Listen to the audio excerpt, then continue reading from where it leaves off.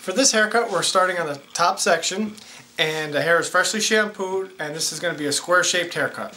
So what we want is we want to make sure that we have the weight in the corners. So when we're cutting on the top, the comb is parallel to the floor.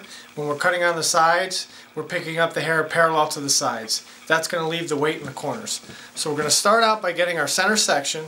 Now what we want to make sure of, as you can see, when this comb is parallel to the floor, the hair is going to naturally be longer in the front, and it's going to naturally be longer in the back. So that's going to allow for the cowlick to lay down, and that's going to allow for enough hair in the front to work with to comb to the side, or however this client decides to style their hair.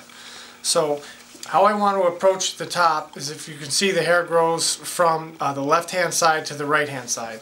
So I want to feed the hair into the comb against the way it grows, and I'm going to pull the hair straight up, comb parallel to the floor, and we're going to use a scissor over comb technique, and we're going to get our center guide all the way towards the back. Okay, now we're going to move to the left hand section, and we're going to over direct the hair back to allow for a slight recession. We want to make sure that we don't cut into the recession. That'll leave a hole in the hairline, which we don't want. And then we're going to comb the hair forward, and we're going to do the same thing on the right side. As you can see, we're over directing the hairline to where the recession is. So that way we're not going to leave a hole in the hairline.